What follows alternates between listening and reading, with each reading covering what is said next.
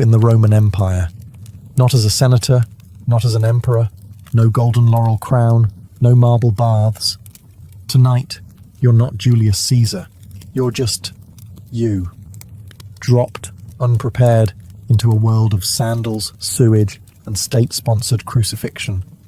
So before you get comfortable, take a moment to like the video and subscribe. But only if you genuinely enjoy what I do here. And let me know in the comments where you're tuning in from and what time it is for you.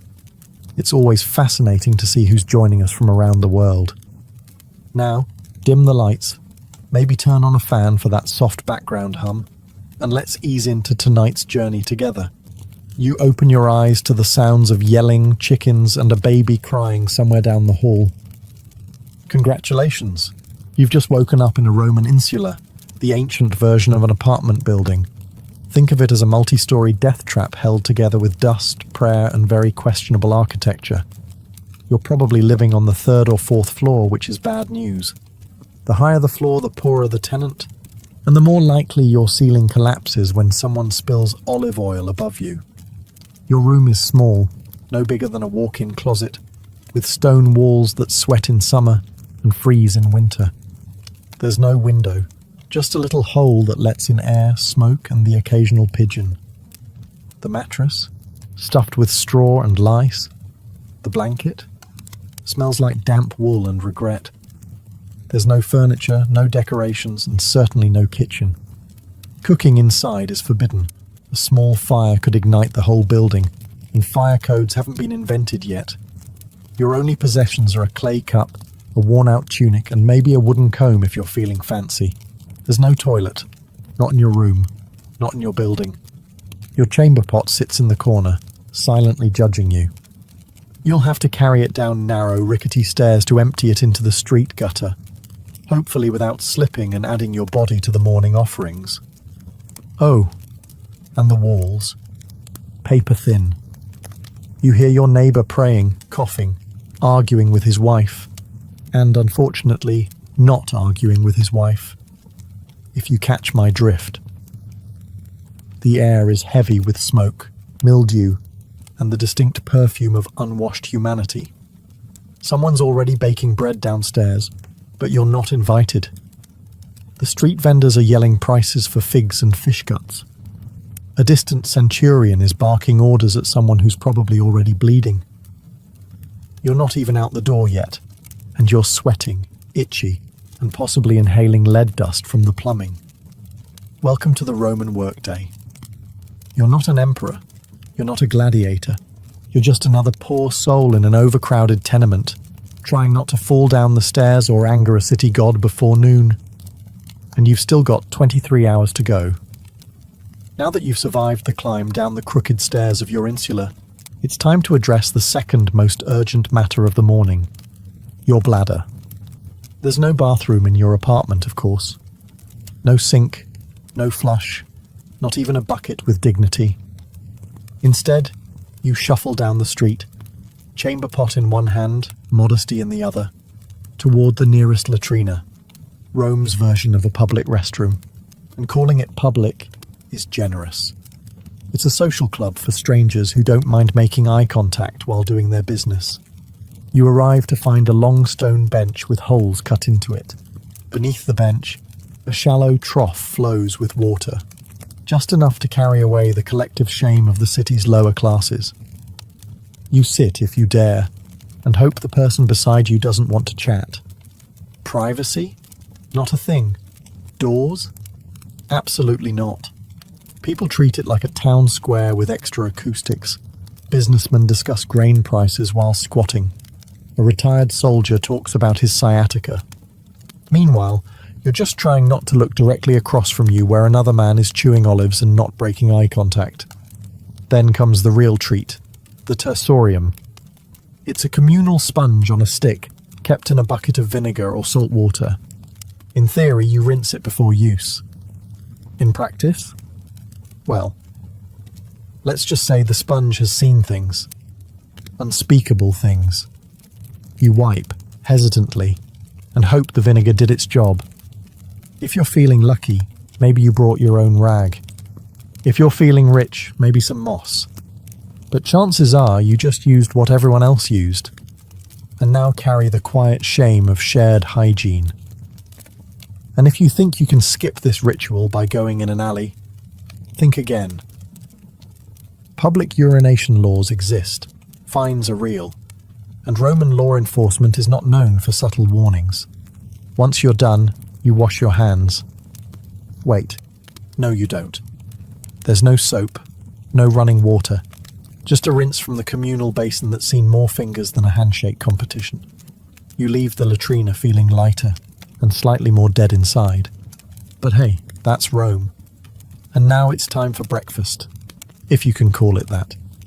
So, you've done your morning business and managed not to fall into a gutter or get arrested. Impressive. Now it's time for breakfast, the most important meal of the day unless you're Roman, in which case it's more of a polite formality before work and misery. Welcome to the Ientaculum, a Roman morning feast that consists of precisely two things: stale bread and watered down wine. Sometimes there's cheese, sometimes there's olives, but mostly there's just disappointment. Forget about coffee. The Romans didn't have it. No eggs, no bacon, no pancakes, and certainly no oat milk lattes. Breakfast is not meant to be satisfying. It's meant to not kill you. Your bread is likely panis rusticus, a rough, chewy lump of grain and grit baked yesterday or the day before. It's dense enough to qualify as a weapon and textured like limestone. The wine is diluted, because even they knew that being drunk before sunrise in ancient Rome was a bad idea, unless you were a senator. There's no kitchen in your apartment, so you eat this meal standing in the street or squatting beside a fountain, alongside other equally unenthused citizens gnawing on bread like flavourless tree bark. If you've got a bit of oil or a smear of garum, Rome's famously salty fermented fish sauce, then congratulations, you've added aromatic horror to your already bleak meal. If you're wealthy, maybe you get fruit or honey, but you're not. You're a normal Roman citizen, just rich enough to not be enslaved and just poor enough to envy your neighbour's broken jug of goat milk. Sometimes vendors walk by selling hot chickpea fritters or honeyed pastries, and for a moment you feel hope. But you remember your coin pouch is emptier than a gladiator's sympathy, so you bite your bread and pretend it's cake. And this is how the day starts, with carbs, mild dehydration, and a growing realization that you're about to walk 7 miles on Roman sandals with nothing but stale crumbs in your stomach and a buzz from last night's leftover wine. It doesn't get better, because now it's time to go to work. After your hearty breakfast of bread and mild despair, it's time to face the Roman workday. And let's be clear, unless you're a senator, a poet with a patron, or one of the lucky few who inherited land from a dead uncle with no heirs, you are working, and you're doing it hard. You might be a labourer, porter, potter, bricklayer, street cleaner, or if your luck's truly sour, a sewer worker. Rome needs a lot of things: roads, aqueducts, temples, baths, and someone has to build them. That someone, you, with your bare hands, under the sun, wearing sandals that provide all the arch support of a soggy leaf. The Roman workday starts early, very early. The sun is barely up, but the foreman already is, yelling in Latin and waving a stick. If you're late, you're docked a day's pay or worse, beaten, shamed or fired, which in Roman terms means you starve with honour. Your tools are basic.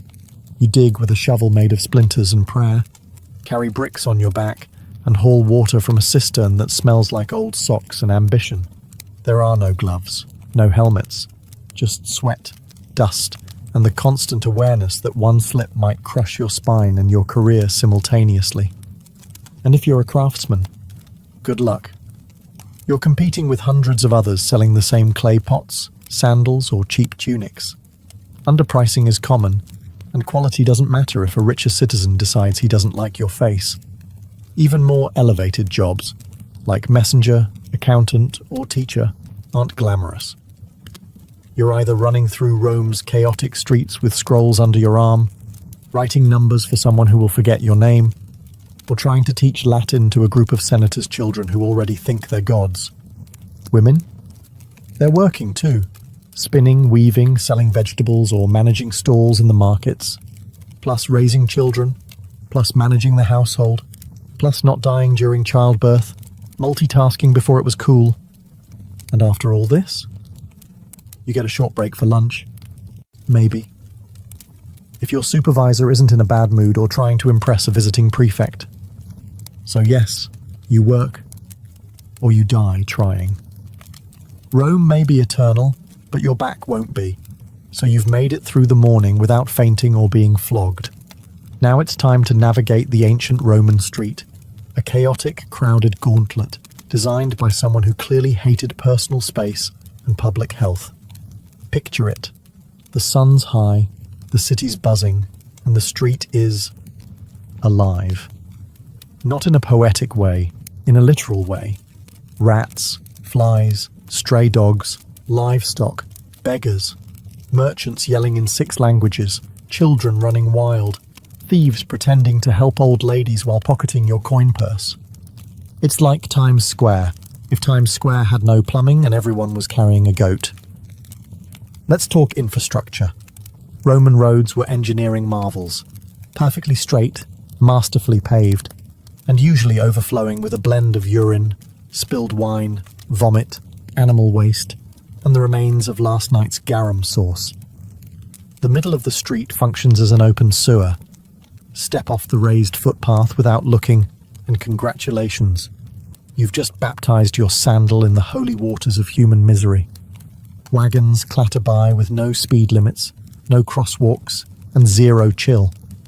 They don't stop for pedestrians.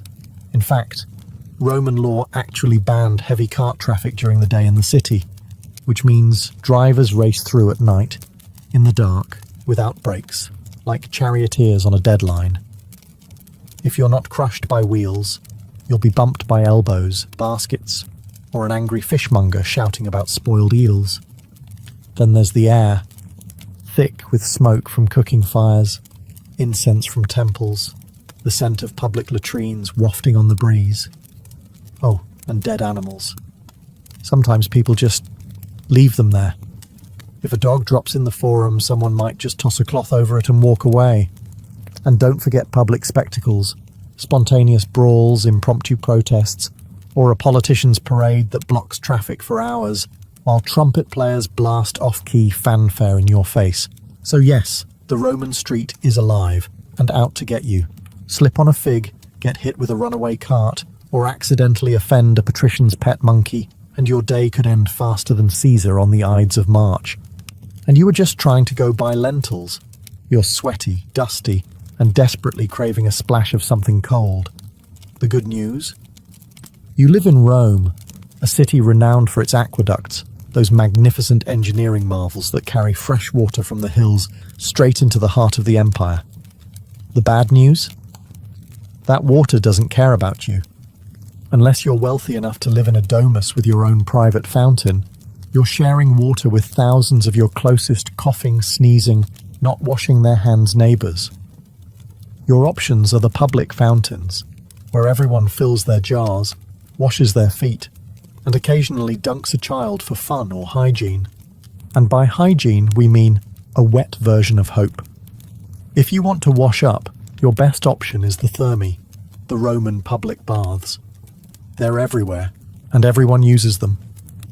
Sounds civilized, right? But here's the thing.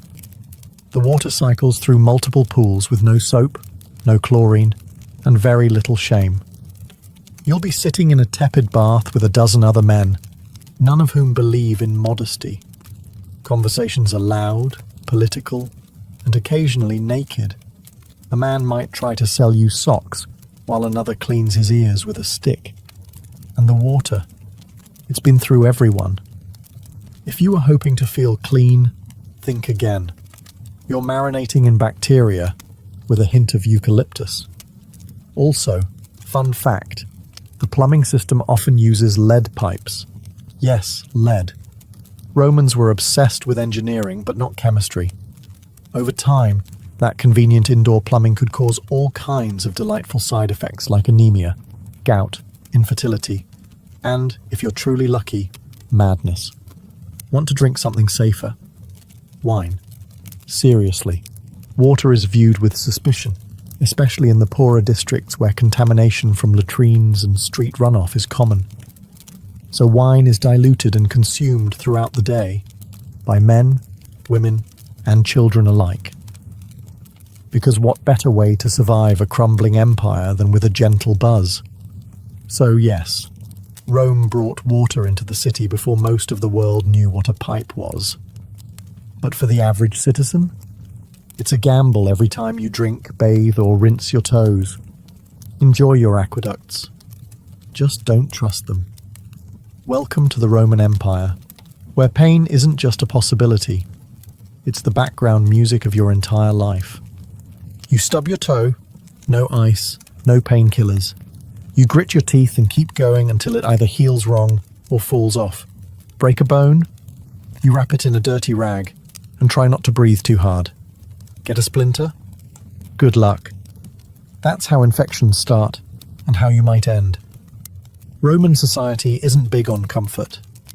There are no ergonomic tools, no padded seats, no concept of taking it easy. If you're a labourer, you're lifting bricks with a hernia and a prayer. If you're a soldier, you march 20 miles a day with bleeding feet and a scorpion bite on your thigh. If you're a woman in childbirth, well, welcome to agony. Your midwife might know a chant. That's about it. Every part of your body is one misstep away from becoming an open wound or a cautionary tale.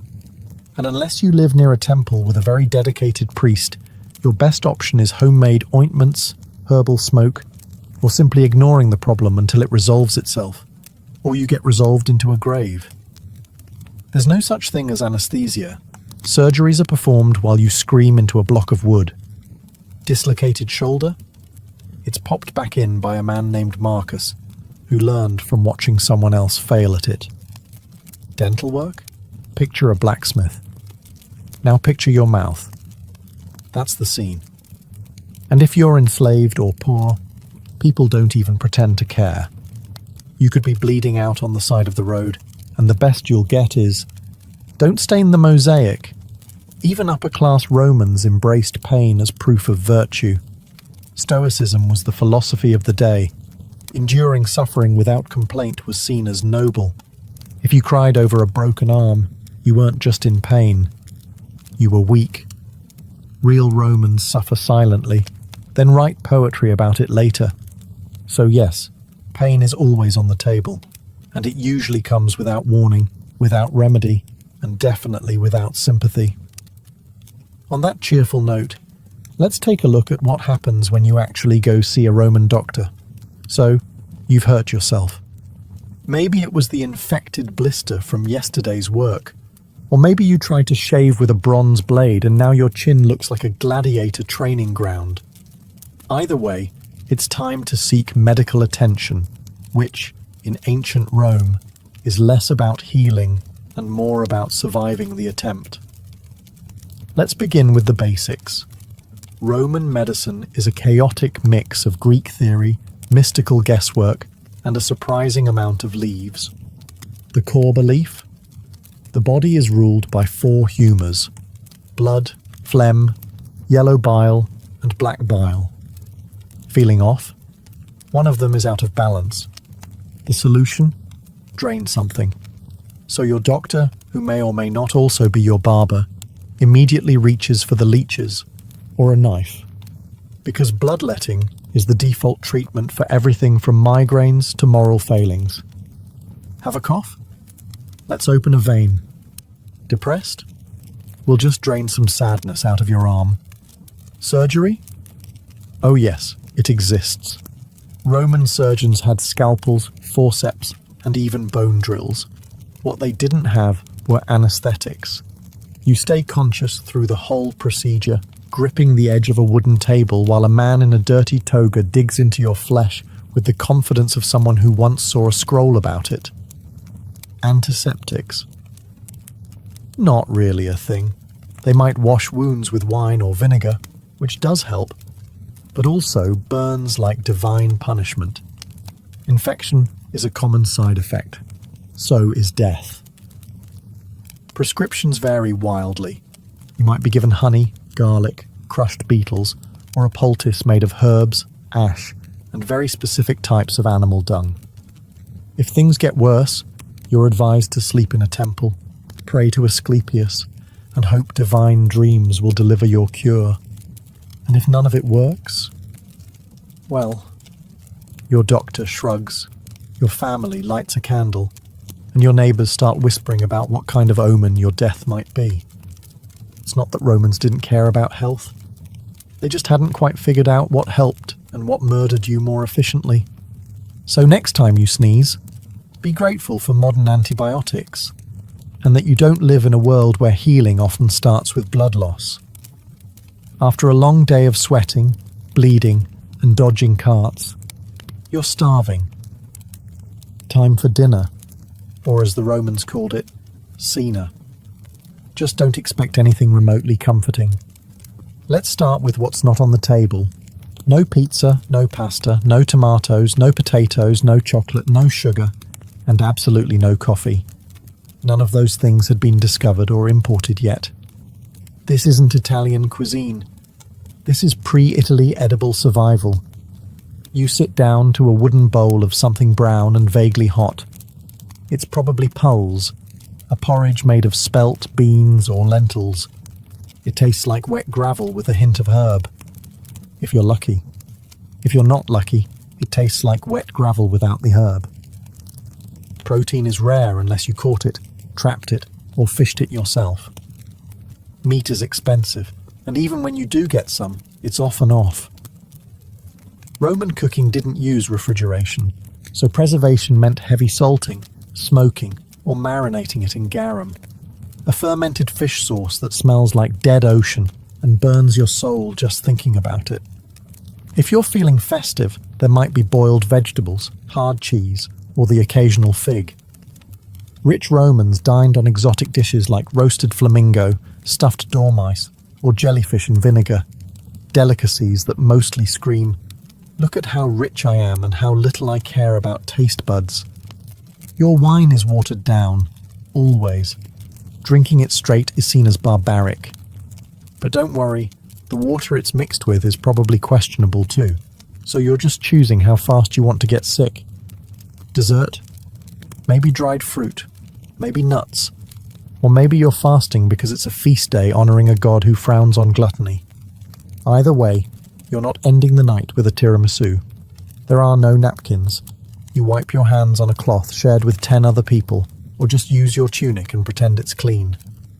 By the end of the meal, your stomach is full but uneasy, and your breath smells like garlic, wine, and slight despair. But at least you're fed. Now all you have to do is survive the Roman nightlife, and trust me, that's not a relaxing stroll. After a long day of grime, toil, and fish sauce, you might be hoping for a little leisure, something to take your mind off your crumbling apartment and the open sewer outside. Well, good news. You're in Rome, where entertainment is everywhere. Bad news? Most of it is horrifying. Let's start with the main event. The Colosseum, the crown jewel of Roman engineering, and the place where your soul quietly dies. This is where crowds gather to watch men stab each other for sport, wild animals devour criminals, and sometimes, if the emperor is feeling dramatic, reenact full naval battles with real water and real drowning. It's free to attend, which sounds generous until you realize it's free because the state wants you distracted while the Senate raises taxes and quietly annexes Armenia. You sit packed between sweaty strangers, cheering as a gladiator loses a limb. There's blood, sand, and occasional public executions with extra flair. You're clapping. You're not sure why. Feeling a little sensitive? Prefer theatre? Head to the amphitheatre for a Roman play. Maybe a tragedy written in Latin you barely understand, or a farce so bawdy the punchline involves someone pretending to defile Jupiter with a sausage. Subtlety is not the Roman strong suit. If you're feeling sporty, try the Circus Maximus, Chariot races are fast, thrilling, and regularly fatal. There are no guardrails, no helmets, and lots of shouting. Crashes are inevitable and spectacular, and the crowd loves it. They're here for the violence and the betting. Don't cheer for the wrong team unless you're ready to fight your way home. And then there's the street entertainment, fire breathers, acrobats, musicians, con artists, and the occasional philosophical rant from a barefoot man with nothing to lose. If you don't like the show, wait 5 minutes. Something else, or someone else, will start yelling. But behind all of it, there's a strange, brilliant madness. Rome didn't just distract its people. It dazzled them into forgetting how brutal daily life was. It weaponized spectacle. And if that doesn't numb you enough, there's always more wine. Now, let's take a walk through justice. Roman style. Spoiler. It's not comforting. You've survived work, dinner, and a gladiator getting impaled for applause. You might think you're safe now, that as long as you keep your head down, the law will protect you. Ah, that's adorable. In Rome, the law doesn't protect, it reminds. Reminds you that you're small, replaceable, and that mercy is a luxury reserved for statues of emperors. First off, legal status matters. If you're a citizen, you have rights, in theory. You can't be flogged in public unless someone important gets really annoyed and you get a proper trial. If you're non-citizen, justice comes in the form of a fist, a branding iron, or a swift execution outside the city gates. Slaves? They are property. If a slave murders their master, even if the master deserved it, every slave in the household might be executed, just to send a message. That message? Don't even think about it. If you're accused of a crime, don't expect a calm chat with a lawyer. Trials are public theatre. The wealthier party brings witnesses, bribes, and dramatic gestures. You bring your tunic and a sinking feeling. If you cry on cue, that might help. If you have no patrons, pray to Jupiter and hope the magistrate isn't hungover. Punishments are designed not just to hurt, but to deter. Thieves can be branded or have their hands broken. Liars might get their tongue pierced. Fraud? Public flogging or exile, if you're lucky. And if you insult the emperor, it's not jail time. It's death, usually creative. Some crimes require public punishment, ideally in front of a crowd that cheers louder than they did for the morning's beheading. Crucifixion is popular. Long, slow, humiliating. It isn't reserved just for Jesus. It's the go-to for rebels, robbers, and anyone the state wants to make an example of. And remember, law enforcement isn't there to help. The vigiles are Rome's version of firefighters and police, underpaid, overworked, and often corrupt. If you're mugged, they might shrug. If you bribe them, they might help you mug someone else. So yes, Rome has laws, written in stone, recited in forums, but they serve power, not justice. Now let's talk about gods, because you're not just obeying men here. You're on Jupiter's turf. After surviving the streets and dodging Roman justice, you may hope to find comfort in religion. A little peace, a little personal spirituality. Nope, not here. In the Roman Empire, religion isn't a private affair. It's an institution. An ever-present cloud of incense and obligation wrapped around every waking moment of your life. You don't choose your gods, they choose you. And there are so many. There's a god for everything. Door hinges, cardia, sewers, cloacina, boundaries, terminus, and even mildew, robigus. You can't walk 5 paces without crossing a shrine. If you don't pause to bow, light a candle, or mutter a prayer, you're not just being rude, you're inviting catastrophe. Maybe not today, but eventually. And when your roof collapses, everyone will nod and say, "Ah, yes, he skipped the Saturnalia offering." Religious festivals fill the calendar, dozens per year. On those days, business stops, Animals are sacrificed, and the air smells like roasting bull and wet marble. You attend out of piety, but also fear. Because if the gods aren't honoured properly, they'll retaliate with plagues, droughts, or a really bad harvest that ruins everyone's lentil supply. Now let's talk about emperor worship. The state wants you to revere the emperor not just as a ruler, but as a living god. You're expected to offer incense at his altar, sing his praises, and never roll your eyes during a triumphal procession. That's treason adjacent. If you're caught not participating in public worship, say you're a little too quiet during the Vestalia, or you don't show up to toss grain into the temple flame, you could be labelled impious, atheistic, or worst of all, suspicious. Suspicion in Rome is like blood in shark-infested waters. And if you're part of a foreign cult, you'd better keep that under wraps unless it's officially approved. The state doesn't like unfamiliar gods unless they bring wine, taxes, or new soldiers. Roman religion isn't about belief. It's about ritual. You don't have to feel it. You just have to do it. Correctly, on time, and in public. And you better smile while you sacrifice that goat. Speaking of social performance, let's climb the greasy pole of Roman ambition in the next chapter. You've bowed to the gods, avoided a lawsuit, and survived a public bath without contracting something mythical.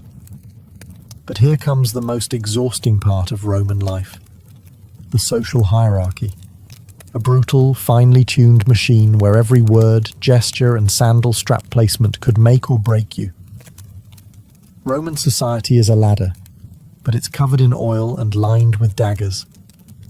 At the top are the senators, old money, togas with purple stripes, and land ownership so vast it has its own postal code. Below them, the equestrians, the wealthy business class. Then come the plebeians like you, the struggling middle and lower classes. Below that, freedmen, slaves, foreigners, and the guy who accidentally insulted a statue of Augustus once. Want to move up? You'll need patrons, powerful individuals who protect you in exchange for lifelong loyalty, errands, favours, and the occasional vote. It's like having a boss, godfather, and landlord rolled into one charmingly condescending package. Each morning, you visit your patron's home as part of the salutatio. You wait in line with other clients, praise his haircut, maybe compliment his son's toga, then beg for a favour, usually money, food, or a recommendation. If you're lucky, he tosses you a coin and lets you carry his litter through the forum. Congratulations, you're now connected. Every move you make is watched and judged.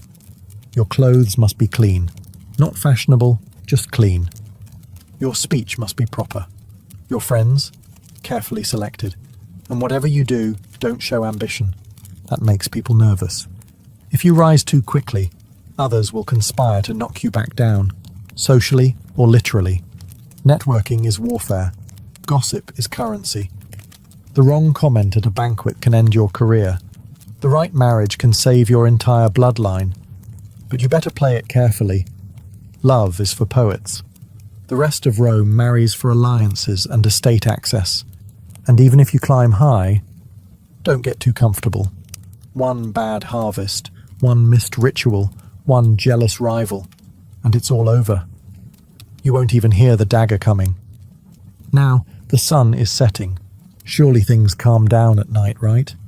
Not in Rome.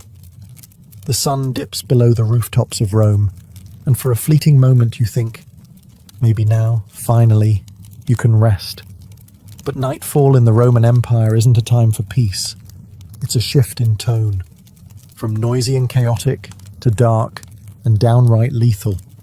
First, let's talk about lighting. There isn't any. Unless you're rich enough to burn oil lamps all night, and few are, most people rely on moonlight, memory, and blind hope to find their way through the labyrinthine alleys of the city. If you trip and fall, no one's helping. They might just take your shoes. The Vigiles, Rome's official night watchmen, are supposed to patrol the streets, prevent fires, and stop crimes. In practice, they're overworked, underpaid, and often more interested in napping than heroics. Some are brave, most are bribable, and all of them are outnumbered. Criminals know this. Thieves, muggers, and the occasional bored ex-gladiator roam the shadows, looking for easy marks. If you're walking home alone, you're the easy mark. It doesn't matter who you are. Unless you're armed, fast, or invisible, you're at risk. And then there's fire, Rome's greatest nighttime terror. Insulae, those charming death trap apartments you sleep in, are made of wood and dreams. Cooking after dark is illegal for this reason, but laws mean little to a hungry tenant. A single overturned lamp can reduce an entire block to ash in hours. The Great Fire of 64 CE didn't start itself, but once it did, it raged like Mars in a bad mood. You might think your building is safe until you smell smoke at midnight and realize there's no organized evacuation plan. You grab your one tunic, your chamber pot, and maybe your dignity, and sprint for your life down a collapsing staircase. And if it's not fire or thieves, it's noise. Drunken parties echo through the streets. Processions for obscure gods parade by with drums and shouting. And if a senator's mistress is upset, everyone within a 3-block radius knows sleep in ancient Rome is a luxury, silence is a myth, and safety? That's reserved for the wealthy, the armed, and the extraordinarily lucky. But hey, morning's almost here. You just have to survive one more night, and then repeat. The sun sets on Rome, and with it you might expect a moment of calm, a breeze, a quiet meal, maybe even sleep. Think again. Rome doesn't go silent at night. It simply shifts into something darker, louder, and more dangerous. The city never truly sleeps. It prowls. Let's start with fire. Roman buildings, especially the tall wooden insulae where the poor live, are tinderboxes waiting for a careless oil lamp or cooking fire to turn them into ash. There's no real fire department, just the vigiles, who are part firefighter, part night watch, part deeply underpaid janitor. They carry buckets and hope. If your apartment catches fire, you might be rescued, or you might become a cautionary tale in tomorrow's gossip. Then there are the thieves, cut purses and pickpockets who treat the moonlight like a hunting license. Rome's alleys are narrow and unlit. Torches are expensive. If you must walk after dark, you're doing so by feel, by instinct, and hopefully not by yourself. Don't carry anything shiny. Don't make eye contact. And whatever you do, don't get caught between two drunken gladiators arguing about someone's missing sandal. Speaking of drunk, the city's nightlife is booming. Taverns spill over with cheap wine, loud music, and men shouting bad poetry about Mars and women they'll never impress. Fights break out. Dice games end in blood. And sometimes an angry noble decides to settle a grudge by having a slave beat someone in the street. You hide in the shadows and pretend you didn't see anything. If you're a woman walking alone, good luck. Rome is not kind to unchaperoned females after dark. The streets belong to the desperate, the reckless, and the dangerously bored. Trying to sleep isn't much better. Your insula creaks like it's thinking about collapsing. Rats scurry through the walls. Your neighbor coughs like a dying goat. Somewhere nearby someone is screaming, either from passion, murder, or both. You press your face to a sweaty pillow and pray to Mercury for silence. But there is no silence in Rome. Not for you. Because in the Roman Empire, even the darkness is loud. And when dawn comes, you'll have to do it all again. You woke up in a crumbling insula, survived public toilets, chariot traffic, gladiator gore, lead poisoning, leeches, religious festivals, burning rooftops, and half-cooked lentils soaked in fermented fish sauce. You bowed to gods you don't understand, obeyed laws that don't protect you, and slept through riots, rats, and the occasional public decapitation. You're dirty, tired, possibly infected, and emotionally scarred by the communal sponge. And it's only been one day. Would you last another? Honestly, no, you wouldn't. Most modern humans, with our air conditioning, antibiotics, and 5-minute delivery windows, would crumble by lunchtime. You'd give up before the second round of garum. And yet, the Romans did it. For centuries. Because here's the maddening, magnificent thing. In the middle of all this filth, brutality, and noise, Rome worked. Somehow. They built cities, roads, aqueducts, libraries, temples, and amphitheatres. They expanded their empire across continents. They administered laws, developed philosophy, mapped the stars, performed surgeries, and invented concrete. Concrete. That stuff still holds up better than most modern buildings. They created systems that shaped Europe and beyond for 2,000 years. Latin became the root of half the languages you hear today. Their architecture inspired cathedrals, parliaments, and college campuses.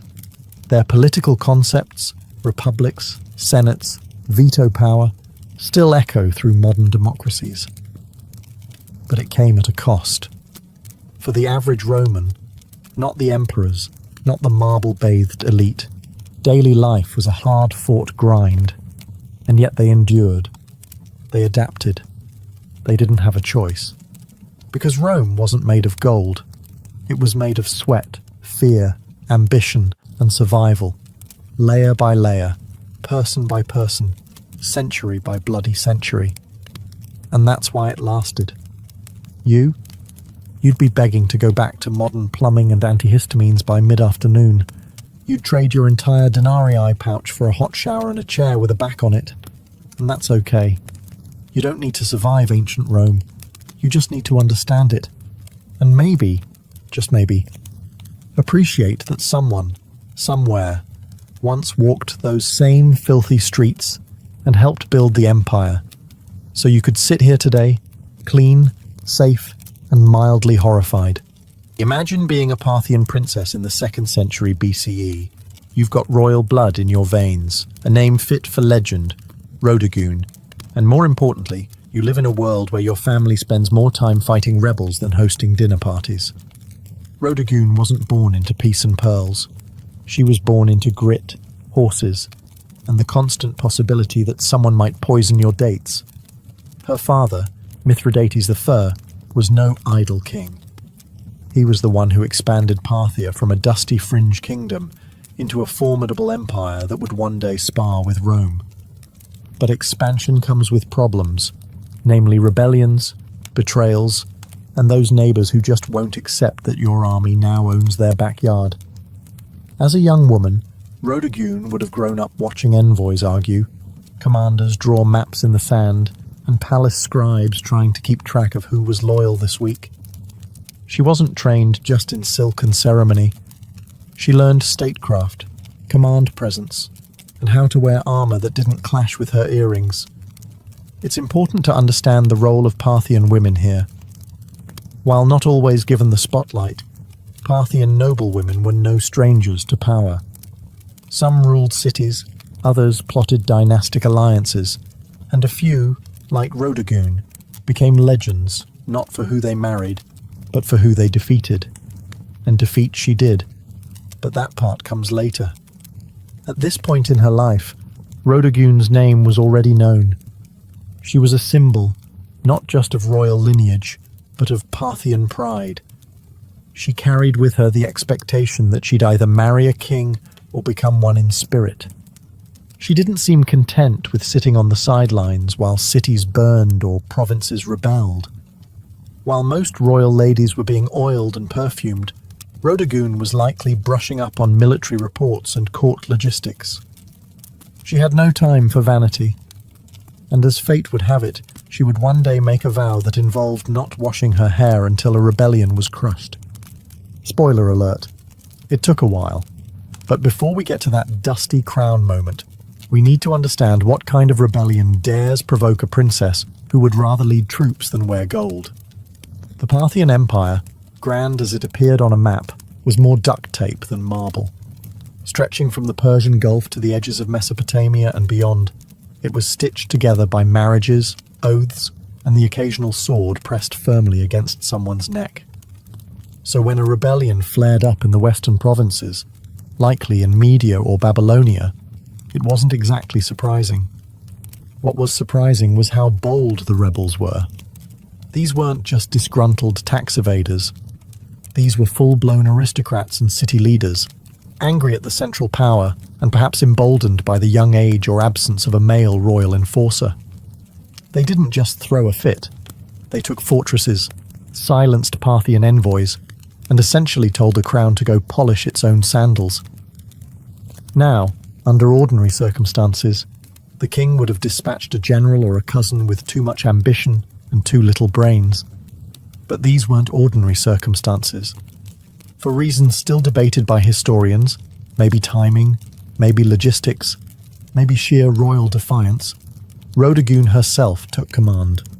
And not just in the abstract, I'll approve the battle plans kind of way. No, she got on a horse, donned armor, and made a public vow that would become the stuff of legend. She would not wash, comb, or otherwise tend to her hair until the rebellion was crushed. It was bold. It was dramatic. It was, frankly, a nightmare for court stylists. But that vow, dramatic as it sounds, wasn't vanity. It was a declaration, a visual symbol that tied her personal dignity to the fate of the empire.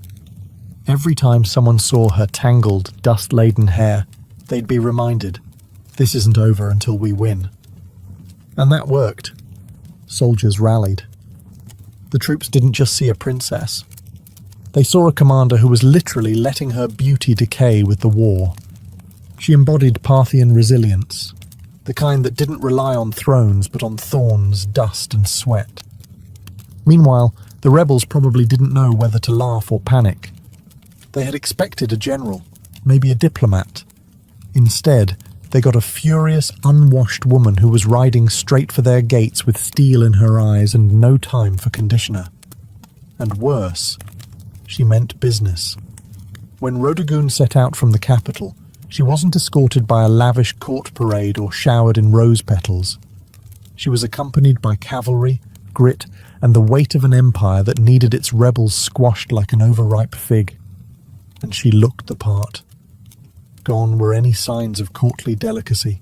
Her hair, famously unkempt, began to take on a life of its own, hanging like a banner of war-torn determination. In a world obsessed with appearances, she turned her own into a weapon. The campaign was not swift. This wasn't a single siege, easily resolved with a bribe and a battering ram. The rebel cities were fortified and confident. They had expected hesitation from the central power, not a battle-hardened woman galloping through the dust with fire in her gaze. But Rhodagoon didn't waver. Her military instincts were sharp, perhaps sharper than many of the men who had led before her. She employed classic Parthian strategies, mobility, feigned retreats, and hit-and-run raids. Her forces would appear at the edge of a rebel-held city, vanish like smoke, and return a day later from an unexpected flank. Reports suggest her soldiers admired her not just as a symbol, but as a tactician. She didn't ride behind the lines. She was up front, dirt under her nails and fury under her helmet. And as the weeks dragged on, so did her hair. It's said that by the third month, the strands had begun to knot into ropes, full of dust and sweat, and the whispers of battlefield prayers. But that only made her more terrifying to her enemies, and more revered by her men. Rebels called her the Witch Queen, not because she practiced magic, but because no noblewoman should still be fighting in the field and refusing a bath. Surely, they reasoned, something unnatural was at work. But there was nothing magical about it, just sheer, unrelenting discipline. By the time her army laid siege to the final rebel holdout, the legend had grown faster than the rebellion had. In taverns and tents alike, soldiers joked that the enemy wasn't afraid of Parthian swords. They were afraid Rhodogun would never wash again. And truth be told, they weren't entirely wrong. The last stronghold of the rebellion loomed ahead, a walled city rumoured to be impenetrable, where the rebel leaders had dug in like ticks on a dog. Supplies had been hoarded, archers lined the parapets, and the gates had been reinforced with the kind of smug confidence only traitors possess. They believed they could outlast Rhodogun.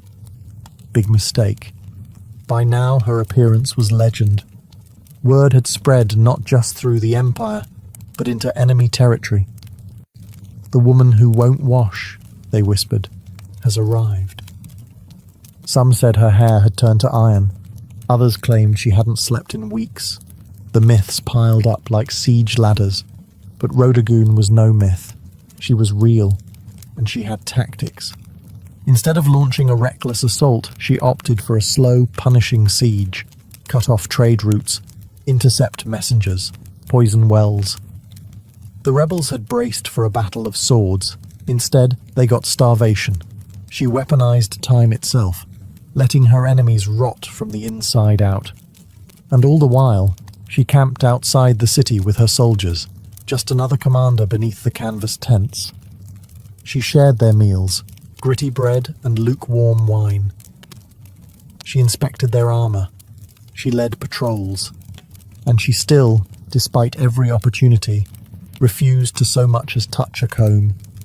For her soldiers, the vow had become sacred. No one dared suggest she break it, even in jest.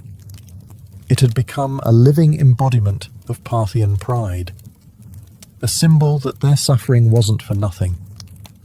Every tangled strand was a reminder. We are still in this fight. Inside the rebel city, morale crumbled. They had expected to demoralize the enemy by holding out. Instead, it was they who began to wither. Their own commanders began to argue. Food ran low. Rumours of desertion began to ripple like cracks through stone. And then came the breaking point. A small gate, left unguarded for just an hour, perhaps out of fatigue, perhaps sabotage, was found by one of Rhodogun's scouts. That night, under the cover of darkness and wind, her forces slipped in and opened the main gates from within. By morning, the city was hers, and Rhodogun, face streaked with sweat and ash, stood atop the battlements, unbathed, victorious, and utterly terrifying. Victory was not declared with trumpets or parades. It was declared with water. After months of dust, battle, and relentless pursuit, Rhodogun stood before her army not in royal robes, but in the same battlefield garb she had worn since the campaign began. Her armour bore dents from rebel blades. Her face was lined from sun and strain, and her hair, her wild, matted, filthy hair, now hung down her back like a lion's mane made of wire and legend. But she had done it. Every rebel city had fallen. Every oathbreaker had been brought low. And now, with her vow complete, she could finally do what no one in the Empire had dared attempt to rush. She could wash her hair. According to tradition, and later accounts passed down through oral history, Rhodogun summoned her servants not to a golden chamber, but to a public courtyard. She wanted her soldiers, the ones who bled beside her, to witness this moment. Basins were filled, oils were warmed, combs were retrieved from storage like sacred relics. And then, under the open sky, the warrior princess of Parthia, caked in the grime of war, began to scrub away months of rebellion. It was symbolic. Every tangle undone was another city reclaimed. Every rinse of water over her scalp washed away defiance, soaked into the earth as if the land itself had been restored. Some say she wept. Others say she laughed. But what no one disputed was the silence among the troops as they watched. Hardened men, scarred and sunburned, stood like statues as Rhodogun emerged from her ritual transformed. No crown was placed on her head. She didn't need one. The dust had become her diadem. The act of not washing had become more powerful than any jewel. And in that moment, Parthia didn't just have a princess, it had a symbol. She could have returned to court in triumph, let the scribes compose flattering odes, allowed nobles to fall over themselves in praise. But she didn't rush back to luxury. She stayed with her troops a while longer. She dined with them. She listened to them. She knew that her legend had just begun, but she didn't want it forged in gold. She wanted it forged in memory. After the hair-washing that became an event for the ages, Rhodagoon could have ridden straight to the capital with fanfare, banners, and enough propaganda to last a century. But she didn't. Instead, she took the long route back, deliberately visiting the cities she had reclaimed one by one, walking their streets, inspecting their defences, and ensuring no embers of rebellion still glowed beneath the ashes. This wasn't mere ceremony. It was strategy. Rhodagoon knew the danger of victory, how quickly it can melt into complacency. Empires don't fall from defeat alone. They fall from forgetting why they fought in the first place. She wanted the rebels and loyalists alike to understand that Parthian strength wasn't just cavalry and coin. It was embodied in her very presence, a woman who chose hardship over comfort and earned loyalty by example, not decree. And loyalty she received. Everywhere she went, people gathered not to gawk at royalty, but to stare in awe at her. Not polished, not perfumed, but real. She didn't bring fear. She brought accountability. She asked for reports, heard complaints, paid for supplies out of her own war coffers. She rewarded cities that had stayed loyal and offered clemency, carefully, cautiously, to those who repented.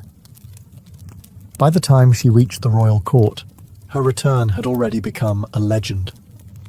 Scribes rushed to record her tale.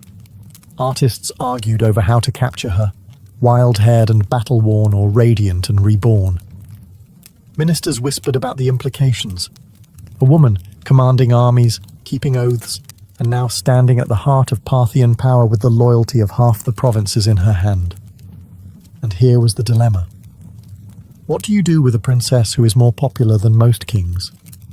Some urged she be married off, as if that would contain her influence. Others wanted her placed in charge of border defences permanently. But Rhodagoon didn't seem concerned with titles or politics.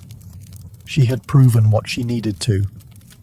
The battlefield had been her throne, the dust, her crown, and her name, already etched in the hearts of soldiers and citizens alike, needed no royal inscription to endure. She didn't need a coronation. She had already been crowned, not with gold, but with history. In the months following her campaign, Rhodagoon didn't seek the limelight, but it followed her anyway. She became a subject of poetry, sculpture, gossip, and awe, not because she demanded it, but because she had earned it. Every soldier who'd fought under her command returned with a tale, and every tale made her larger, more enduring, more untouchable. Yet in the palace halls of Parthia, where politics slithered like snakes behind silk curtains, her silence was unnerving. She didn't boast, she didn't lobby, she didn't ask for titles or lands. Instead, she observed, listened, and understood the real battlefield had only shifted from stone walls to whispered conversations. Even the king, her father or possibly her brother depending on the exact moment in the tangled Parthian dynastic timeline, had to tread carefully. Rhodagoon wasn't just popular. She was respected in a way few men at court could compete with. Not adored for beauty or bloodline, but for leadership, for command. She had turned her vow into policy, her filth into folklore. And yet, the silence she kept was as deliberate as any military maneuver. She didn't tell others what she planned next, because perhaps even she didn't know. For the first time in years, she wasn't fighting. She wasn't commanding troops or outwitting rebels. She was still, and that stillness unnerved many. What does a woman who conquered without a crown do next? One theory among historians is that Rhoda used this silence as leverage. Her presence alone, her every quiet nod or glance, forced decisions. Officials hesitated to propose bad policy for fear she'd frown. Generals delayed campaigns, hoping she might weigh in. Her silence wasn't passive. It was a tool. She had discovered that not speaking could be more powerful than speaking. And so she remained, a living legend walking the palace corridors, her freshly washed hair braided not just in gold thread but in memory. Her very existence challenged the norms. She had proven that Parthian might wasn't confined to masculine hands. It could ride into battle with tangled hair and return with cities at its feet, and all she had to do now was wait. Because sometimes the greatest move is no move at all. As the years passed, Rhodagun's name slowly faded from the formal records. Parthian scribes, more eager to elevate kings and dynasties than unruly warrior princesses, began to downplay her campaign. The silence she once used as a weapon now became the excuse for erasure. No grand mausoleum was raised in her name. No epic poem commissioned by the state bore her face on golden scrolls. But that's the thing about true legend. It doesn't need permission to survive. In the outposts where her army had marched, in the villages she spared, her name remained a whispered spell. Mothers told stories of her to their daughters, not as a fairy tale, but as a warning to any man who underestimated a woman with a mission. Soldiers recited her tactics as if they were sacred text. And rebels, well, even decades later, they still spoke of her as if she might ride again from the dust, with hair flying like war banners. There's something profoundly unsettling about someone who breaks every rule of their time and still wins. Rhodagun wasn't content to be decoration in a court. She didn't play the flute, paint birds, or practice the refined art of being quietly ignored. She burned through her time like a comet, and then vanished just as quickly. Historians have debated what became of her. Some believe she retired from public life, choosing peace over politics. Others think she remained an advisor in the shadows, shaping Parthian strategy from behind the veil of anonymity. A few romantics claim she rode out one final time to settle a border dispute and disappeared into legend. Never confirmed, never denied. But what's certain is this: her legacy endured where it mattered most, in the people. She may not have worn the crown, but she ruled in ways no diadem ever could. She redefined what loyalty meant. She showed that a vow, even one as strange as refusing to comb your hair, could be as binding as a royal decree, and far more inspiring. And though history books may offer her only a footnote, the dust of Parthia still remembers her, because you don't need a marble statue to be eternal. You just need to keep your vow and win. Centuries after her death, Rhodagun's story remains a paradox, well known in whispers, yet elusive in ink. No towering statue bears her likeness. No royal tomb sings her praises in carved stone. But in the collective memory of those who admire rebellion, endurance, and principled ferocity, she is immortal.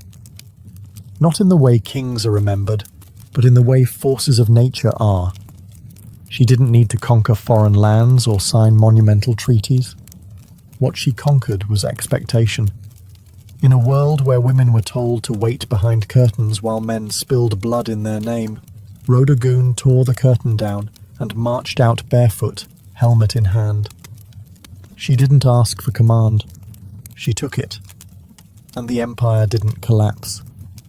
It followed. More importantly, she taught her people a lesson that no decree could enforce. That loyalty doesn't come from fear. It comes from seeing your leader suffer beside you. From watching them choose discipline over comfort. From watching them keep a vow longer than anyone thought possible. She wasn't perfect. No legend is. But her story endures precisely because it wasn't polished or clean. It was tangled, muddy, honest, like her hair on that final day of victory. In that filth was dignity. In that vow was a vision of leadership stronger than any title. When her soldiers looked at her, they didn't see a princess. They saw someone who believed in the fight more than her own vanity. And that's the part history couldn't quite erase. Even now, long after Parthia has crumbled and its cities turned to sand, her name returns in moments of resistance. Artists revive her. Writers search for her footprints. A vow not to wash until victory. It sounds absurd to some, but to those who've had to claw their way through injustice, it makes perfect sense. Rhodogun was never about glamour. She was about grit. And in the end, it was the dust that crowned her, not gold. Dust. The same substance emperors try to escape in death, yet the very thing she wore like a badge of honor. She was forgotten by kings, ignored by chroniclers, but remembered by the dust.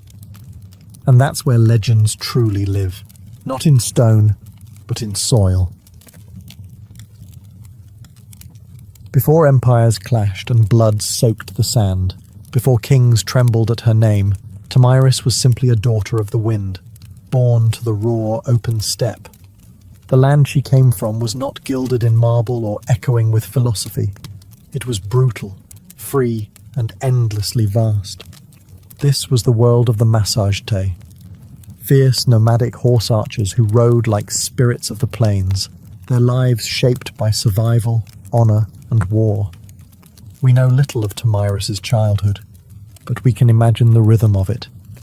She would have learned to ride before she could run, to shoot before she could speak in full sentences. Among the Massagetæ, girls were not caged in tents or veiled by silence. They trained beside the boys, rode with the warriors, and grew up with iron in their blood. To lead, one had to bleed. And Tomyris, even as a young woman, bled for her people. Her tribe worshipped the sun and sky, lived off their herds, and buried their dead with weapons, ready for battle in the afterlife. They had no cities, no golden temples, but they had pride. And when enemies approached, they met them not with prayers, but with arrows. Tomyris likely came to power after the death of her husband, who may have ruled the tribe before her. But what's certain is that when the moment came, she didn't inherit leadership. She seized it. In a time when most women were considered property, Tomyris commanded an army. She negotiated with kings. She dared to speak as an equal. And if they didn't listen, she made them.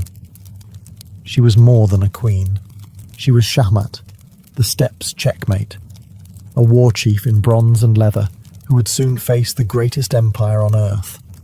But power, especially for a woman, never comes without consequence. As Tomyris began to solidify her rule, whispers grew louder. Across the mountains to the south, a king was watching. His name was Cyrus the Great, and he wanted more. The stage was set. The steppe wind howled. And Tomyris, daughter of warriors, would soon ride into legend. While Tomyris reigned over the open steppes, far to the south, a different kind of power was rising. Structured, imperial, relentless. Cyrus the Great, founder of the Achaemenid Empire, had already conquered Lydia in the west and Babylon in the south. His banners flew over deserts, mountains, and cities where languages changed every few days' ride. But Cyrus wasn't done. He was a builder of empires, and every builder eventually eyes the horizon. To Cyrus, the Massagetæ were a threat wrapped in opportunity. They weren't rich in gold or cities, but they controlled the northeastern frontier, and that meant access to key lands, resources, and trade routes. More importantly, the Massagetæ had something no empire could afford to ignore: pride. And pride, in Cyrus's eyes, could be bent or broken. But Cyrus also knew that brute force wasn't always the best first move.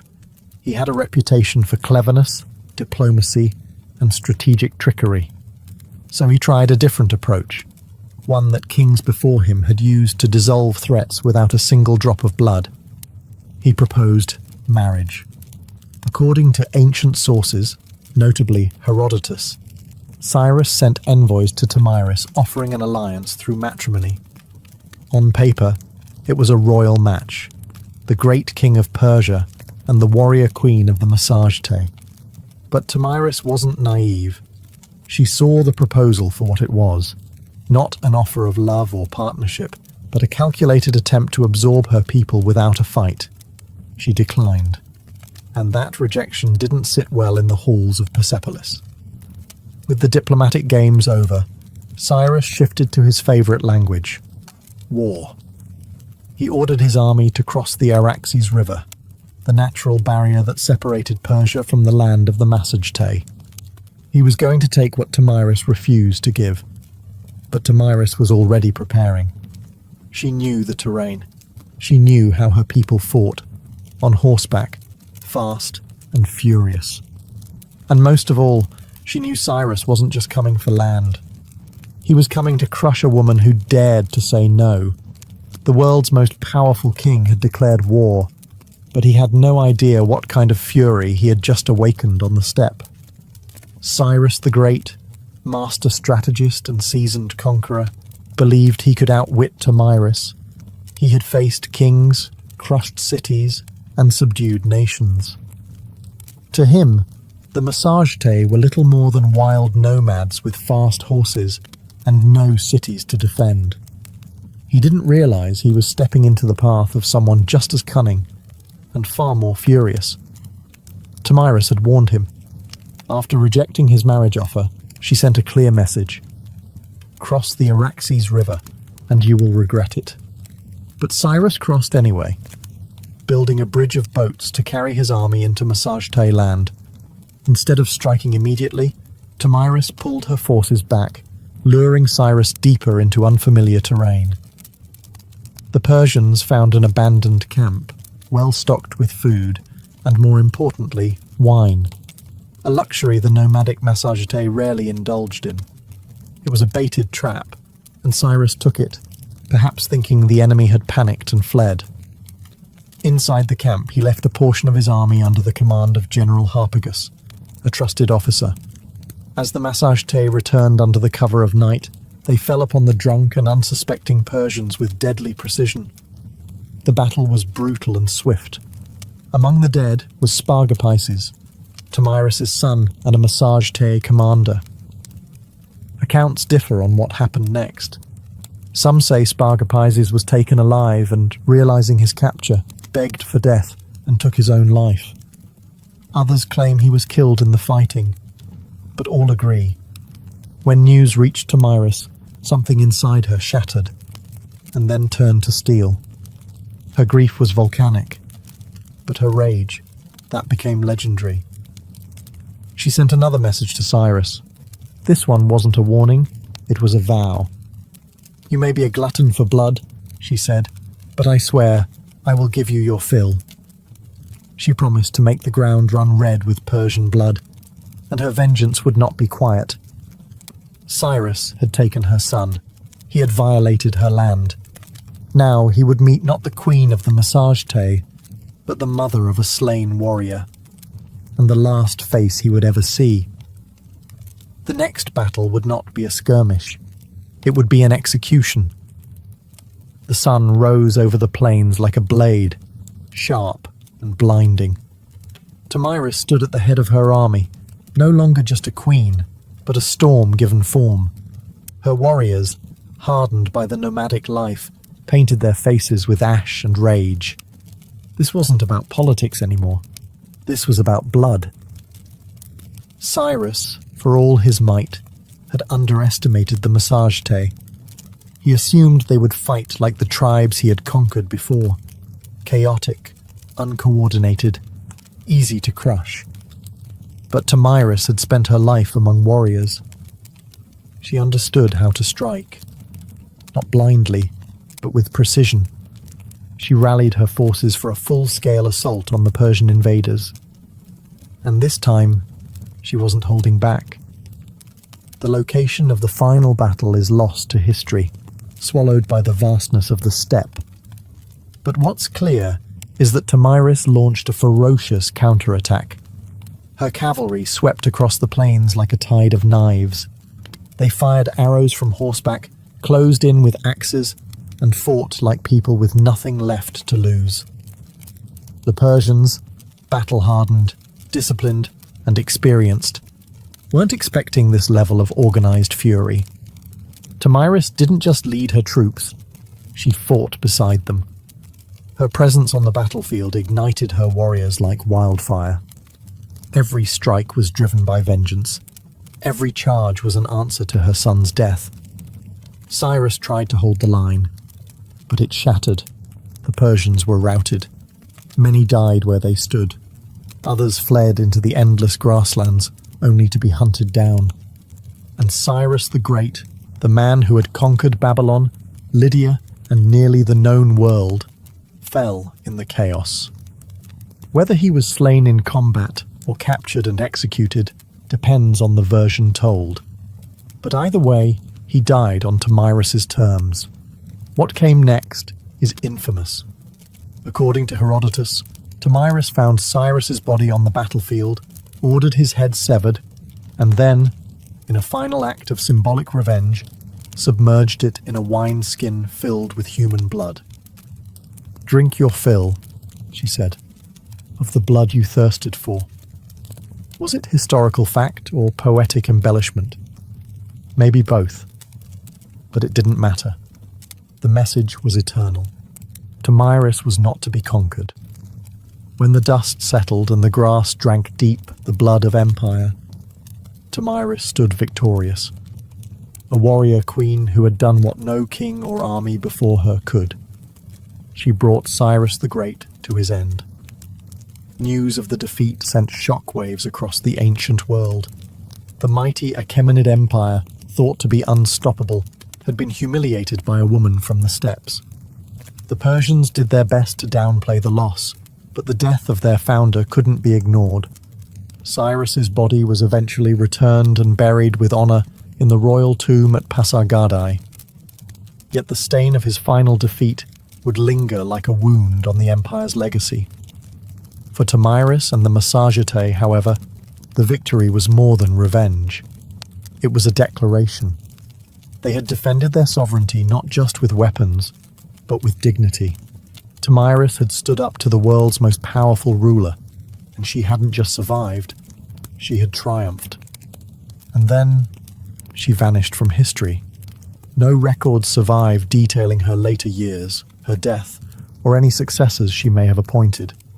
It's as if, after taking her vengeance, Tomyris simply rode back into the horizon and allowed the wind to carry her legend forward.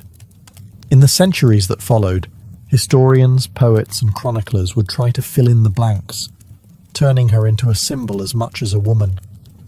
To the Persians, her name was a bitter reminder. To the Greeks, she was a paradox. A barbarian who displayed more nobility than many kings. And to the peoples of Central Asia, Tomyris became folklore, a ghostly queen who rides through the steppe, fierce and unbending, with a sword that remembers. Her legacy would inspire countless depictions across cultures. Medieval manuscripts portrayed her in regal armor. Renaissance paintings imagined her towering over Cyrus's corpse. In every age, she became what people needed. A mother avenger, a wild queen, a lesson in hubris, or a symbol of feminine power. But one truth cuts through the myth. She changed history. Tomyris didn't inherit a throne. She forged it in fire and fury. And for one brief, unforgettable moment, the Steppe Queen proved that not all empires rise. Some fall to the hooves of warriors who ride with vengeance in their hearts. Much of what we know about Tomyris comes not from local Massagetae records. They left no stone tablets or royal archives, but from the pen of a Greek, Herodotus, often called the father of history. Writing a century after her time, he immortalized Tomyris in his histories, casting her as a warrior queen of astonishing resolve and terrifying vengeance. But Herodotus wasn't simply reporting facts. He was weaving a story, one part chronicle, one part morality tale. To him and his Greek audience, Tomyris represented the ultimate reversal of imperial arrogance. Cyrus the Great, a man who had conquered half the known world, fell not to a vast army or a rival king, but to a woman who fought not for glory, but for her child. Her victory was almost mythic, and Herodotus treated it as such. He even detailed her grisly revenge, the wineskin of blood, the severed head of Cyrus, and her damning words, "Drink your fill." But was it true? Modern historians debate this endlessly. Some argue that Herodotus exaggerated or even invented parts of the tale, using Tomyris as a narrative tool to humble the Persian Empire, which, at the time of his writing, was still a looming force over the Greek world. Others believe that while the blood wineskin episode might be symbolic, the core event, Cyrus's death at the hands of Tomyris, likely did happen. There's also the question of bias. Herodotus, for all his insight, often filtered foreign cultures through a Greek lens. He portrayed the Massagetæ as wild and free, yet noble, an exotic mirror to Greek ideals of honor and liberty. Tomyris, in that frame, wasn't just a barbarian. She was a moral counterweight to Persian ambition. Still, even if details blurred over time, Herodotus succeeded in one thing. He ensured Tomyris would not be forgotten. Because of him, she became more than a historical footnote. She entered the realm of legend, where facts soften but impact sharpens. And in that space between myth and memory, Tomyris' story found a strange kind of immortality. In a world dominated by kings and conquerors, Herodotus left us a queen who refused to kneel, and left her enemies bleeding in the sand. Though she may have slain one of the ancient world's most iconic emperors, Tomyris never ruled an empire herself. She didn't build cities of stone or inscribe edicts on golden tablets. Her people, the Massagetæ, were nomads, living not by walls, but by the rhythms of the land, the sky, and the horse. This meant that Tomyris' legacy was never institutionalized. There were no marble busts or royal coins bearing her likeness, no archives to immortalize her decrees. Instead, her story passed on as stories do on the steppe, through firelight, song, and the whispered awe of warriors. The Massagetæ were one of many powerful tribes of the Central Asian steppes. Their cousins included the Scythians, the Saka, and the Dahai, all expert horse archers who roamed the lands between the Caspian Sea and the borders of ancient China. These tribes were feared by empires for their mobility, unpredictability, and ferocity in battle. Tomyris, as a female leader among them, was rare, but not entirely unique. Steppe culture, unlike many sedentary civilizations, allowed women far greater freedoms. Women rode, hunted, fought, and even led. Among the Scythians, graves of female warriors, buried with weapons, armor, and horse gear, have been found by archaeologists, confirming that the stories of fierce steppe queens were more than just legend. Tomyris stood at the pinnacle of that tradition. Her power didn't come from inheritance or religion. It came from respect, grit, and sheer capability. She was a unifying force among scattered clans, a political leader and a military commander in a landscape where survival meant riding faster, shooting better, and fearing nothing. But because the Massagetæ left no monuments, Tomyris became a kind of phantom queen, her name echoing only in the writings of outsiders and in the oral traditions of the steppe. To the Persian scribes, she was a warning, to the Greeks, a marvel, and to her people, likely a memory carried in bloodlines and battle songs, a ghost who rode with them across the plains. Empires may rise and fall in stone, but the stories of the steppe live on in the wind, and Tomyris, fierce, grieving, and unbroken, became its voice. Centuries passed, and the empires that once surrounded the Massagetae rose and crumbled. Cyrus's successors built Persepolis, fought Alexander the Great, and faded into the dusty footnotes of time. But Tomyris? Her legend endured, not in the palaces of kings, but in the hearts of those who refused to bow. Across Central Asia, she became more than a queen. She became a symbol of female strength, of resistance, of the untamed spirit of the steppe. In many ways, Tomyris embodied a kind of defiance that transcended geography. She was not Roman, not Greek, not Persian, and so her story belonged to no empire. That made her dangerous and inspiring. In the medieval Islamic world, chroniclers occasionally mentioned her name, reshaped by language but never quite forgotten. In some versions, she was praised for her justice and vengeance. In others, she was seen as a savage queen, a reminder that power in the hands of a woman could be both glorious and terrifying.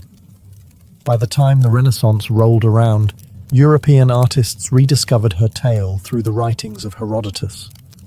Painters depicted her in elaborate armor, standing triumphantly over Cyrus's lifeless body.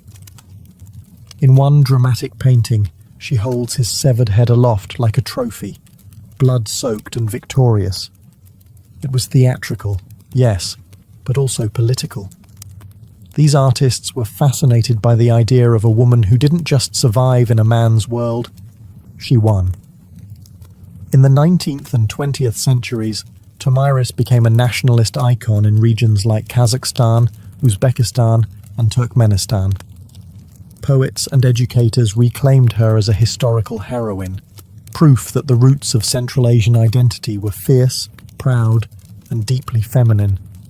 Her name appeared in textbooks, statues, and even military ceremonies. A woman who had once ruled on horseback with a bow in hand was now riding once more, through memory and myth, through rebellion and pride. In a world that still wrestles with the idea of powerful women, Tomyris remains a challenge. She wasn't perfect, saintly, or tame. She was decisive, brutal when necessary, compassionate only to those who deserved it. She was resistance in human form, and the blood of empire on her hands was a crown she wore without apology. History tends to favour the builders of monuments, the writers of laws, the kings who carve their names into stone. Tomyris did none of these. She left no empire behind, no palace to excavate, no royal seal to decipher, and yet her name still lives, not because she ruled forever, but because she refused to be erased. She stands as a contradiction to how history often remembers women, not as helpmates or footnotes, but as forces of destiny. Tomyris didn't beg for recognition. She took it with blood and fire. She didn't ride behind a king. She rode against one, and won. Her story is retold in classrooms from Central Asia to Europe, not simply because she killed Cyrus the Great, but because she dared to defy him. She wasn't defending an empire. She was defending freedom, a freedom that rode on the backs of horses, that hunted with hawks, that slept under the stars. A freedom that could not be neatly drawn on a map. Today, her statues rise from Kazakhstan's capital cities, and her face adorns coins and textbooks. To modern Central Asians, she is a mother of nations, a link to a pre-Islamic, pre-Soviet, proudly nomadic past. A reminder that their identity wasn't born in submission, but in the cry of battle and the gallop of horses. In a world still divided by power, by gender, by memory, Tomyris is a beacon, not just because she killed a great king, but because she taught us something even greater. That dignity is not given, it is seized. That sometimes leadership looks like a mother grieving her son and refusing to let the killer walk away. We often wonder why some names survive while others vanish. Tomyris survived because she was unforgettable. Because in a time when women were expected to disappear into the tents of men, she rose, blade in hand, fury in heart, and carved her story into the flesh of history. Empires fall, statues crumble, but legends ride, and somewhere in the whispering winds of the steppe, a queen still gallops, unbroken, undefeated, and utterly unforgettable. In ancient Egypt, beekeeping wasn't a hobby, it was a state-sponsored science with divine approval. Long before modern apiaries, Egyptians had already developed an organized mobile system for managing bees and extracting honey. By 2400 BCE, beekeeping was depicted in detail on the walls of tombs in the sun-drenched necropolises of Saqqara.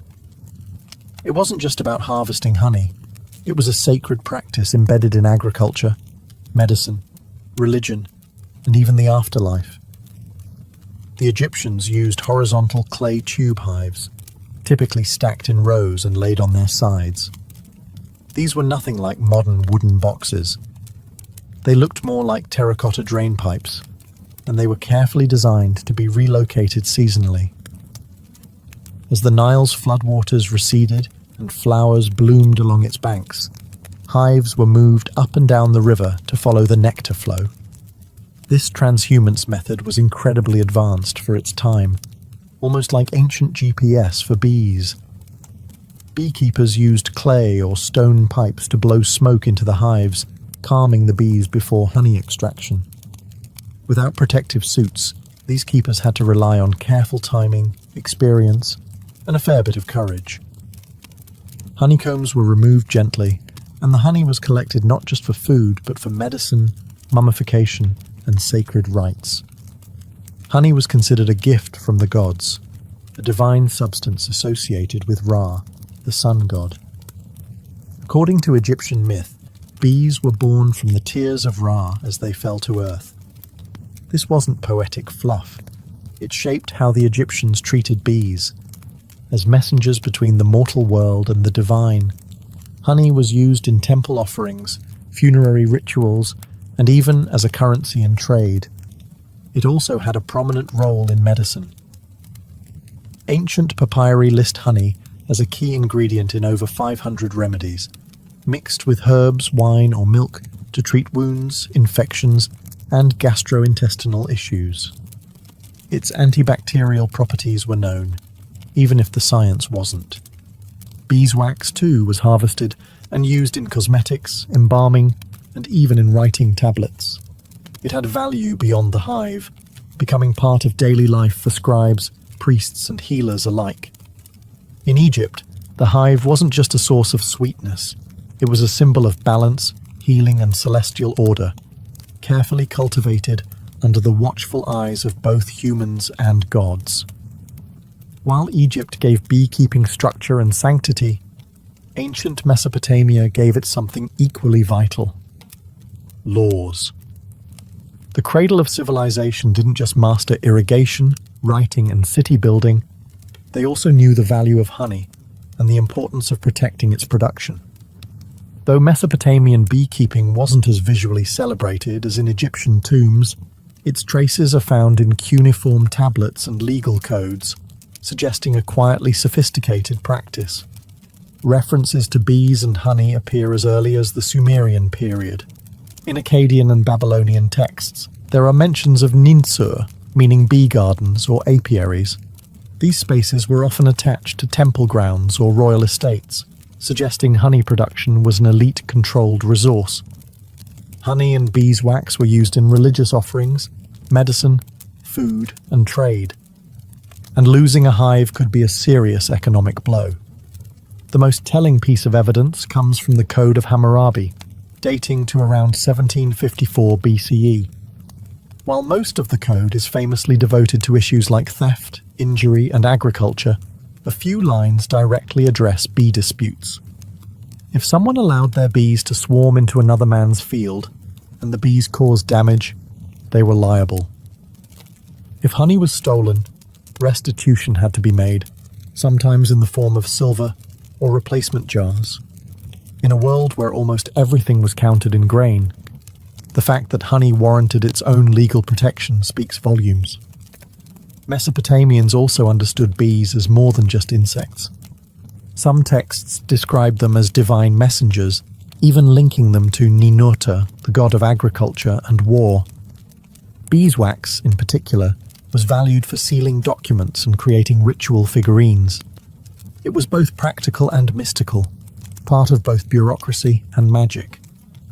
Though the exact design of Mesopotamian hives isn't fully preserved, scholars believe they may have used mud brick or woven basket hives, similar to early Levantine styles. These would have been kept in shaded gardens or rooftops, protected from the harsh summer heat. Mesopotamian beekeeping was less about worship and more about structure, regulating resources, ensuring fairness, and maintaining the economic balance of a society where even a bee sting might end in litigation. Here, the hive was not just a biological wonder. It was a microcosm of order, law, and the civilizing impulse itself. In the rugged highlands of Anatolia, long before the Greeks took center stage, the Hittites were quietly mastering the art of beekeeping, and they weren't treating it like a backyard hobby. To the Hittites, bees were sacred agents of purity, messengers between realms, and essential to both agriculture and the spiritual health of the kingdom. Unlike Egypt and Mesopotamia, where beekeeping was a blend of science and economics, the Hittites took a more ritualistic approach. In religious texts from the 14th and 13th centuries BCE, bees are mentioned not just as producers of honey, but as active participants in purification rites. One famous Hittite ritual text describes a ceremony in which a bee is summoned to go and remove the evil, the impurity, and the wrath of the gods. The bee is then released, not killed, a rare show of mercy in ancient rites, suggesting a deep reverence for the insect. The Hittites valued honey for its taste and its sacred utility.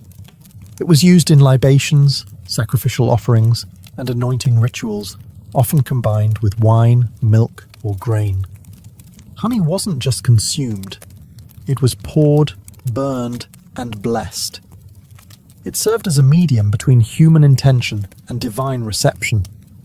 In terms of practice, evidence suggests the Hittites used clay or woven hives, likely stored in protected enclosures near temples or royal estates. Though the archaeological record is sparse, parallels with neighbouring Levantine and Syrian traditions hint at portable tube-like hives, possibly made from straw and mud, stacked and managed much like those in Egypt. Beekeepers in the Hittite world likely operated under temple control, their work deeply embedded in seasonal festivals and state rituals. Honey was not a mere commodity. It was a tool of diplomacy, healing, and spiritual cleansing. The bee, small and unassuming, held symbolic weight that far exceeded its size. The Hittites also contributed a vital piece to the global understanding of bees. They recognized bee migration. Some surviving texts describe the seasonal behaviors of swarms, linking blooming patterns with honey flow, an insight that shows how closely they observed their environment. In Anatolia, the hum of the hive wasn't background noise. It was a sacred frequency, vibrating through the bones of gods and kings alike. The ancient Greeks didn't just study bees, they admired them, feared them, and modelled society on their mysterious order. To the Greeks, the hive was more than a place of honey. It was a living metaphor, a model for the ideal city-state, a symbol of divine order, and a source of endless scientific curiosity. Greek beekeepers advanced the science of apiculture with a blend of practical knowledge and philosophical flair. Unlike earlier civilizations that used stationary clay hives, the Greeks developed movable terracotta hives with removable lids and sections. These allowed easier access to the honeycomb without destroying the colony, an early step towards sustainable harvesting. They also mastered the art of smoke control. Using ceramic bellows and clay smokers, they would puff smoke into the hive entrance, sedating the bees before honey extraction.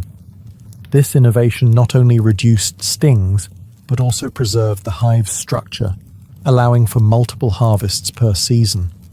One of the most influential minds in Greek history, Aristotle, studied bees in extraordinary detail. In his Historia Animalium, he described hive behavior, noting that bees appeared to have distinct roles. Some gathered nectar, others defended the hive, and one, whom he called the king bee, seemed to lead. Although he got the gender wrong, Aristotle's observations laid the groundwork for centuries of bee research. Honey held a revered place in Greek culture. It sweetened wine, preserved fruits, and flavoured cakes. It was also used as a base for medicinal salves, especially in wound care, and was seen as a divine gift. The Greeks believed that ambrosia, the food of the gods, was a mixture of honey and wine. The bee itself had mythological significance. It was associated with Artemis, goddess of wild things, and Demeter, goddess of the harvest. Priestesses of Artemis were even called Melissae, the Greek word for bees. The idea of the bee as a sacred feminine force carried deep symbolic power. For the Greeks, the hive was both scientific marvel and spiritual emblem, a reminder that even the smallest creatures move with purpose, discipline, and grace. In studying bees, they believed they were studying the very laws of nature, and perhaps of the gods themselves. If the Greeks studied bees with wonder, the Romans managed them with ambition. Beekeeping in the Roman Empire wasn't just a cottage industry. It was scaled to match the needs of a civilization that stretched across continents. From the vineyards of Gaul to the hills of Hispania, Rome turned the humble hive into an empire-wide enterprise. The Romans inherited much of their apicultural knowledge from the Greeks and Etruscans, but they expanded it into a formalized agricultural science. Writers like Varro and Columella recorded detailed instructions for building hives, harvesting honey, and relocating colonies. Their treatises describe beekeeping with a startling modernity, including observations on swarm behavior, seasonal cycles, and pest control.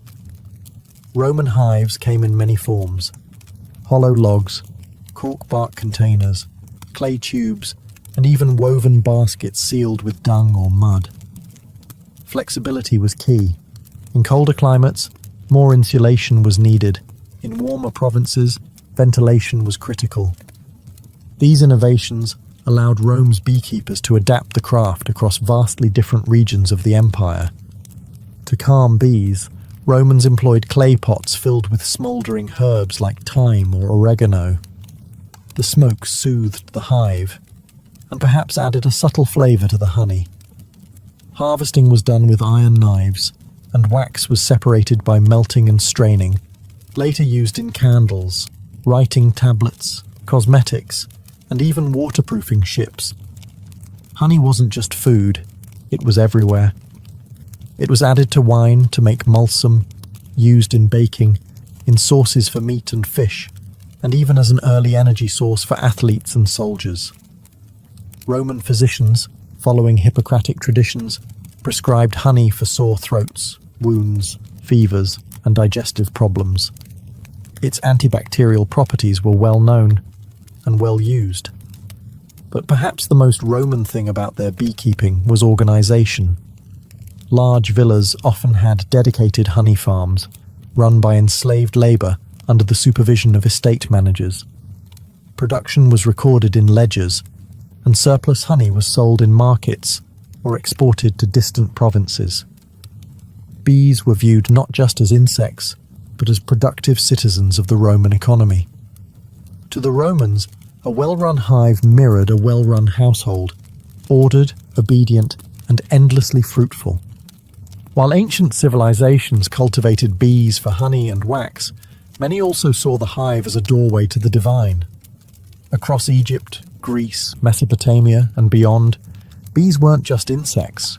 They were spiritual beings, buzzing between worlds, delivering messages from gods, and offering sacred gifts like honey that bridged the natural and supernatural realms. In Egypt, bees were directly tied to divine creation. As mentioned earlier, mythology claimed that Ra, the sun god, shed tears that turned into bees upon touching the earth.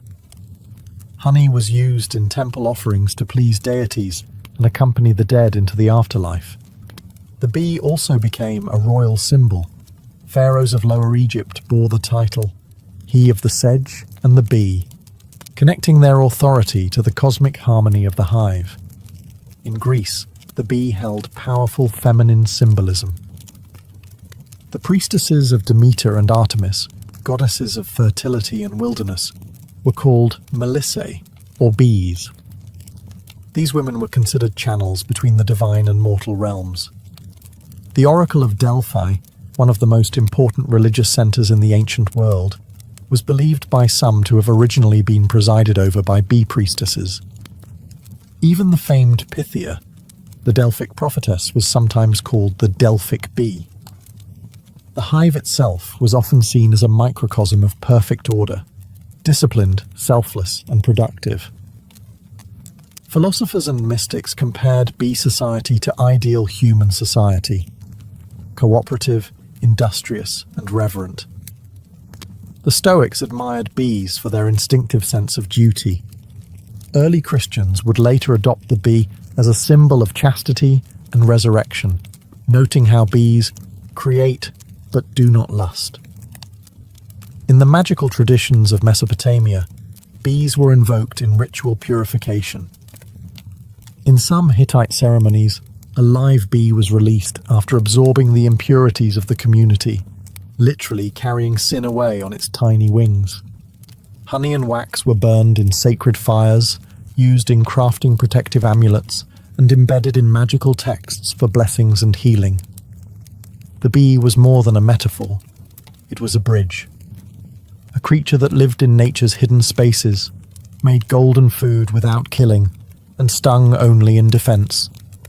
To ancient peoples, bees weren't just miraculous, they were mystical. To the ancient world, honey wasn't just delicious, it was divine medicine. Long before bacteria were discovered, people instinctively knew that honey could clean wounds, soothe coughs, and preserve the body. It wasn't magic, though it often felt like it. It was chemistry, centuries ahead of its formal explanation. In Egypt, honey was a cornerstone of ancient medicine. Medical papyri like the Ebers Papyrus, circa 1550 BCE, list honey in over 500 prescriptions. It was mixed with milk, figs, garlic, and herbs to treat everything from eye infections to digestive problems. When paired with animal fat or resin, it was applied as a salve to burns and cuts. Doctors knew that wounds treated with honey healed faster and resisted infection, likely due to honey's natural acidity and hydrogen peroxide content. The Greeks followed suit. Hippocrates, the father of modern medicine, prescribed honey for respiratory problems, ulcers, and fatigue. He used honey mixed with vinegar to create oxymel, a tonic used to clear phlegm and reduce fevers. Greek athletes drank honeyed water to boost stamina during Olympic training, believing it restored strength quicker than wine or water alone. In India, the Ayurvedic system held honey, madhu, in high regard. It was classified by taste, source, and medicinal potency. Ayurvedic texts warned against overheating honey, but endorsed it as a treatment for indigestion, colds, wounds, and even poison. It was also used in religious rituals, offered to gods and consumed during sacred fasts for both spiritual and bodily cleansing. The Romans, too, believed in the medicinal power of honey. Pliny the Elder recorded dozens of remedies involving honey in his Natural History. It was a base for ointments, gargles, and laxatives, and even used to treat the wounded after battle. Honey mixed with poppy juice was given as a sedative. Roman surgeons kept it on hand to dress wounds and reduce inflammation. Beeswax had its place in medicine too, as a base for plasters, balms, and even dental fillings. Its malleability and resistance to decay made it ideal for sealing and preserving. In short, honey in the ancient world wasn't just sweet, it was life-saving. It healed the sick, preserved the dead, and symbolized purity. It was the pharmacy of the gods, delivered by the wings of bees. Ancient beekeepers were more than farmers. They were innovators, engineers, and keen observers of nature.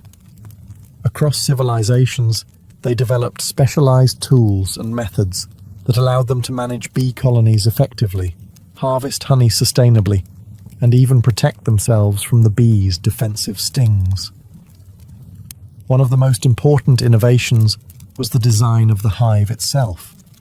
The Egyptians popularized the use of horizontal cylindrical clay hives, essentially large terracotta tubes stacked in rows. These hives were durable, portable, and mimicked natural cavities where bees thrived. Similarly, the Greeks and Romans used terracotta and woven basket hives, some with removable lids to allow access to honeycombs without destroying the colony. The ability to inspect and harvest without killing the bees was revolutionary, paving the way for modern sustainable apiculture. To safely extract honey, ancient beekeepers employed smoke to calm the bees. The Greeks invented clay smokers and bellows, designed to direct smoke into the hive's entrance. The smoke masked alarm pheromones released by guard bees, reducing their aggression. Romans refined this by burning fragrant herbs such as thyme or oregano, which soothed the bees and possibly imparted subtle flavors to the honey. Harvesting tools varied. Wooden or bronze knives were used to slice combs carefully.